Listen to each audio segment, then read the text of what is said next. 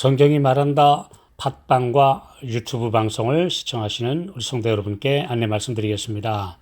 이제 오늘부터는 매주 2회씩 수요일과 목요일에 Q&A 2부 질문과 대답, 신앙 생활의 여러 가지 문제들에 대한 질문과 대답을 유튜브로 방송해 드리겠습니다.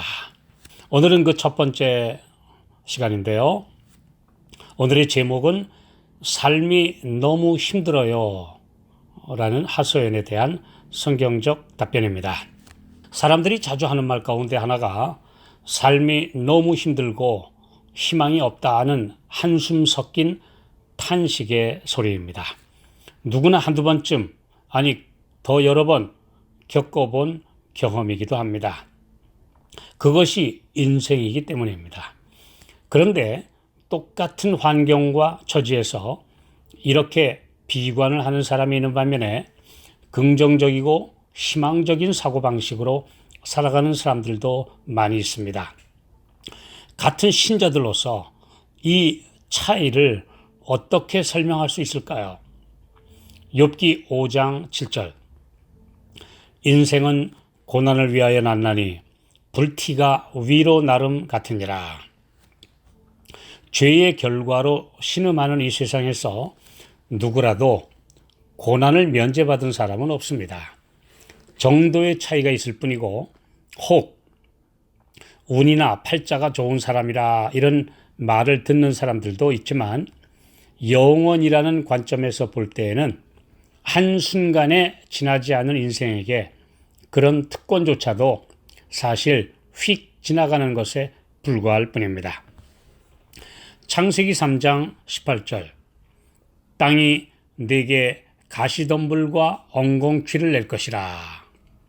인류가 타락한 후에 하나님께서는 가시덤불과 엉겅퀴가 우리의 모든 밭에 날 뿐 아니라 우리의 삶에 이 같은 것들이 계속 괴롭힐 것이라고 선포하셨습니다.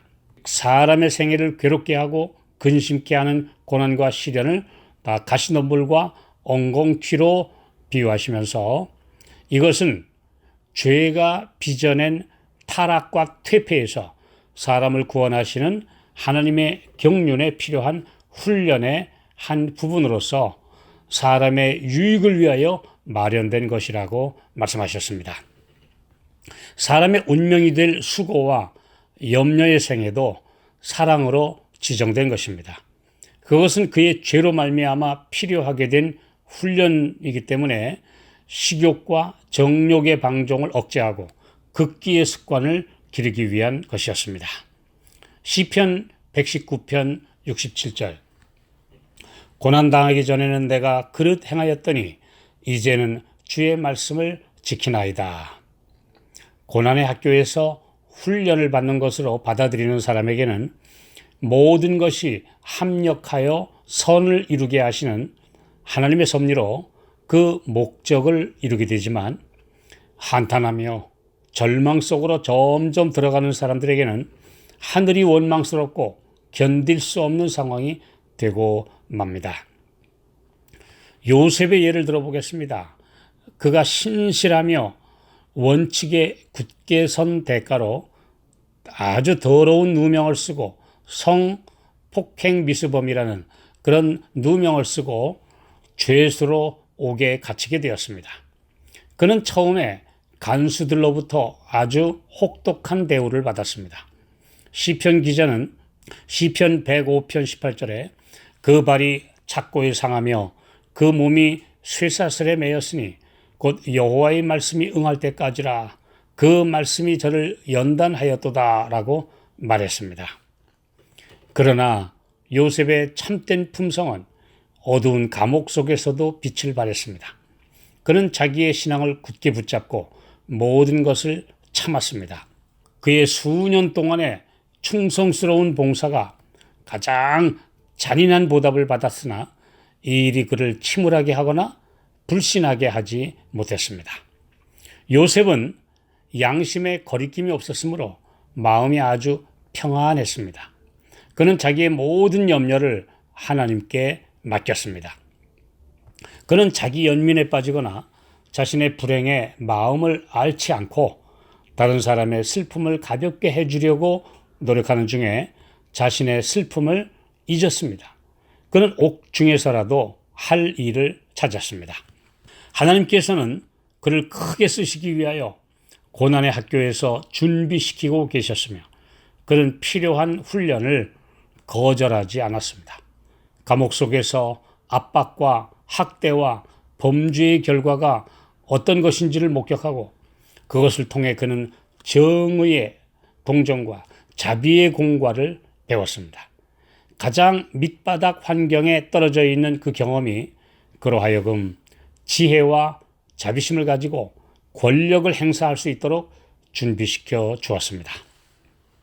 요셉은 점차로 옥사장의 신임을 얻어 마침내 모든 죄수들을 돌보는 책임을 맡게 되었습니다.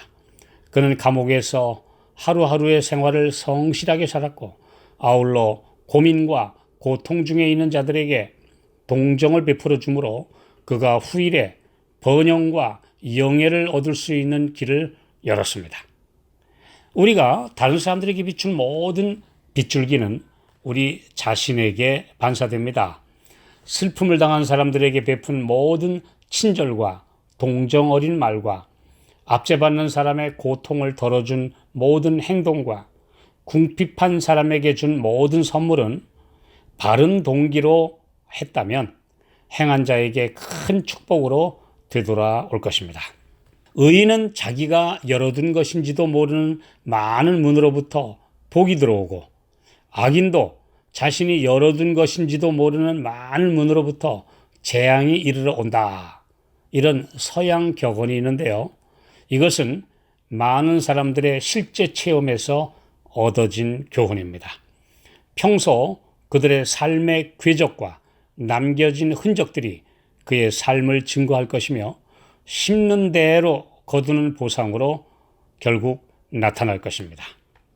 고린도후서 1장 8절 9절 형제들아 우리가 아시아에서 당한 환난을 너희가 알지 못하기를 원치 아니하노니 심해 지나도록 심한 고생을 받아 살 소망까지 끊어지고 우리 마음에 사형 선고를 받은 줄 알았으니 이는 우리로 자기를 의뢰하지 말고 오직 죽은 자를 다시 살리시는 하나님만 의뢰하게 하심이라.